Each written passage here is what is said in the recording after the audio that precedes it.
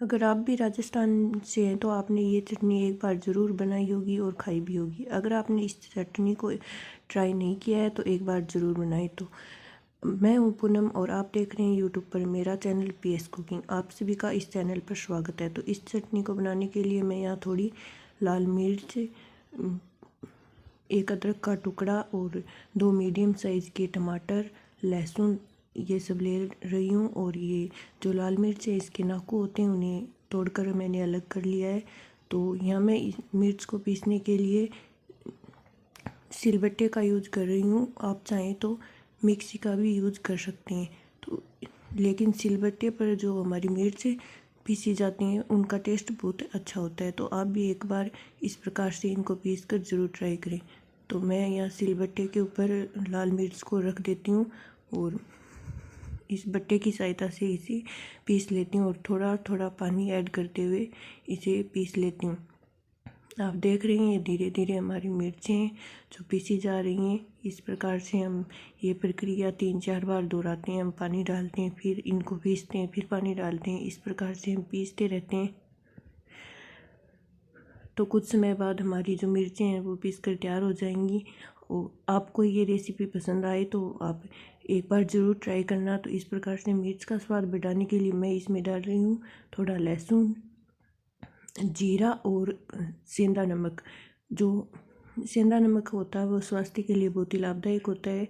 तो आप भी सब्जी के अंदर सेंधे नमक का उपयोग करें, क्योंकि जो हमारे पास घर में यूज़ होने वाला नमक होता है उसमें सोडियम की मात्रा बहुत ज़्यादा होती है। तो सेंधे नमक का यहाँ हम उपयोग कर रहे हैं। और मिर्चों को हम इसी प्रकार से पीसते रहते हैं और इसमें थोड़ा थोड़ा करके पानी डालते हैं। और इस प्रकार से आप इसमें लस्सी या दही भी डाल सकते हैं, लेकिन पानी के अंदर इसे काफ़ी समय तक स्टोर करके रखा जा सकता है। तो मैं यहाँ पानी का यूज़ कर रही हूँ और इस प्रकार से यहाँ पानी डालते रहते हैं और मिर्चों को पीसते रहते हैं। तो लगभग मुझे 5-4 मिनट तक पीसने के बाद ये मिर्चें अच्छे से महीन मिक्स हो जाती हैं और ये पीसी जा चुकी हैं।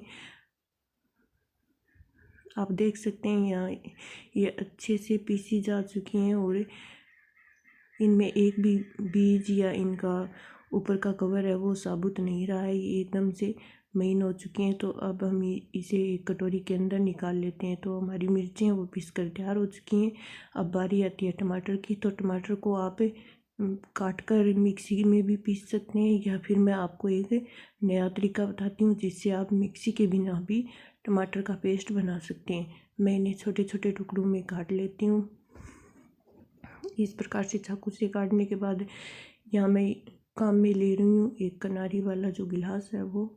इस कनारी वाले गिलास से मैं टमाटर को इस प्रकार से पीस लेती हूँ। तो कुछ समय पीसने के बाद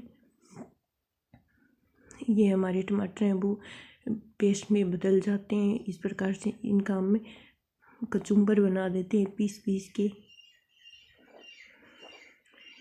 तो 2-4 मिनट पीसने के बाद ये पेस्ट हमारा तैयार हो चुका है। अब बाकी सामान की हम तैयारी करते हैं। तो इस प्रकार ये जो लहसुन कूटने के लिए हम कुंडी होती है उसका यूज़ करें। इसमें हम पहले अदरक डालेंगे, उसको कूटने के बाद यहाँ लहसुन डालकर उसको भी एकदम पेस्ट के अंदर बदल लेते हैं। तो सारा हमारा सामान है वो तैयार हो चुका है।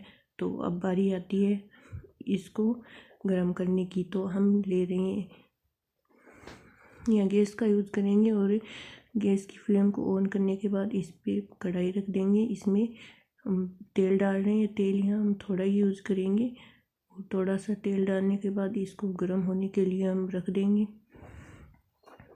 इस प्रकार से तेल गर्म हो चुका है।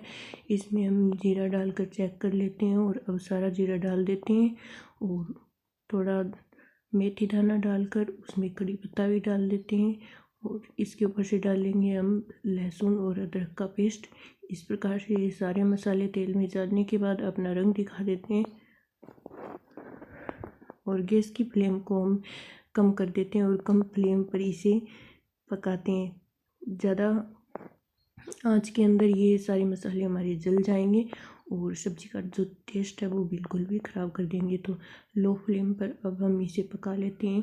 इस प्रकार से सारे मसालों का जो कलर है वो चेंज हो जाता है। तो अब हम इसमें डालेंगे हमारी पीसी हुई लाल मिर्च। इस प्रकार से मिर्च हम इसमें डाल रहे हैं।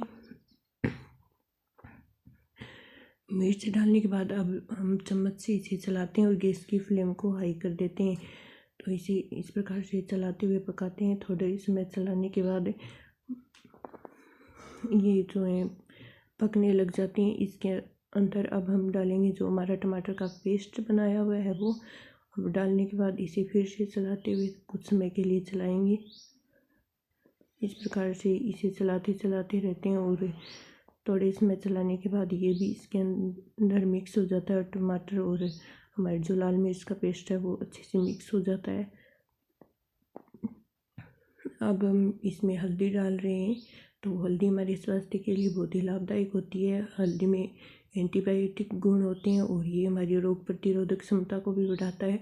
तो अब इस डॉक्टरी ज्ञान से दोबारा हम सब्जी की तरफ चलते हैं और इसे पकाते हैं। तो ये हमारी जो चटनी है वो पकने लग गई है। अब हम इसमें थोड़ा नमक भी ऐड कर देते हैं। नमक हमने पहले भी डाला था, लेकिन अगर आपको लगे कि इसमें नमक कम है तो आप नमक और भी डाल सकते हैं। इस प्रकार से हम इसमें थोड़ा सा नमक डाल रहे हैं। मैंने यहाँ आधे चम्मच के लगभग नमक का उपयोग किया है। तो ये नमक हमने डाल दिया और चम्मच से इसे दोबारा चलाते हुए पकाते हैं। इस प्रकार से इसे चम्मच से हिलाते हुए हम थोड़े समय के लिए पकाते हैं और पकाते रहते हैं। थोड़े समय बाद ये अपना रंग जो चेंज करने लगती है और तेल हमारा जो ऊपर आने लगता है। इस प्रकार से हम गैस की फ्लेम को हाई रखेंगे और इस चटनी को पकाते रहेंगे। पकाते हुए हमें लगभग 2-3 मिनट के लगभग हो गए हैं और ये हमारी जो कटोरी है जिसमें हमने मिर्च डाली थी उसके अंदर थोड़ा सा पानी डालकर इसी के अंदर डाल देते हैं, क्योंकि मैं हूँ बहुत कंजूस और हमारी मिर्चें इस कटोरी के ऊपर लगी हुई रह गई थी। तो मैं एक भी दाना है जो वेस्ट नहीं करने वाली हूँ, इसको इसके अंदर घोल के डाल देती हूँ और चटनी को पकाते रहते हैं। इस प्रकार 2-3 मिनट तक हिलाते हुए इसे पकाते हैं और फिर छोड़ देते हैं, क्योंकि किसी को भी ज़्यादा परेशान नहीं करना चाहिए। और इसे हम अब छेड़ेंगे नहीं, बिल्कुल आराम से रख देंगे। और हाई फ्लेम पर थोड़े समय पकाने के बाद अब हम गैस की फ्लेम को थोड़ा मीडियम कर देंगे, क्योंकि ये जो चटनी हमारी थोड़ी सी पकने के बाद नीचे चिपकने लगती है। तो हम इसे जो गैस की फ्लेम मीडियम करके थोड़े समय के लिए पकाएंगे और इस प्रकार से हमारी चटनी पक रही है। और इसे हिलाते हुए थोड़े थोड़े समय के बाद इसे चम्मच से थोड़ा सा हिला देते हैं। अगर इसे नहीं संभाला जाएगा तो ये इस कढ़ाई के नीचे चिपक जाएगी और इसमें जो चिपकने की स्मेल है वो आने लगती है। तो गैस की फ्लेम को मीडियम कर दिया और थोड़े समय इसे और पका लेते हैं। इस प्रकार लगभग 2-3 मिनट पकाने के बाद गैस की फ्लेम को फिर से हाई कर देते हैं और फिर इसे 3-4 मिनट तक और पकाते हैं। इस प्रकार से एकदम से बढ़िया जो हमारी चटनी है वो तैयार हो जाती है। तो इसे अब हम एक दूसरे बर्तन के अंदर निकाल लेते हैं और ठंडा होने के लिए रख देते हैं। उसके बाद हम बाजरे की रोटी के साथ जब इसको खाते हैं तो ये बहुत ही स्वादिष्ट होती है। और इस प्रकार आप देख सकते हैं कि हमारी चटनी एकदम से बनकर तैयार हो गई है। तो अब हम इसे दूसरे बर्तन के अंदर निकाल लेते हैं। तो आपको भी ये रेसिपी पसंद आई है तो मेरी वीडियो को लाइक, शेयर और कमेंट ज़रूर करें और मेरे चैनल को सब्सक्राइब करें।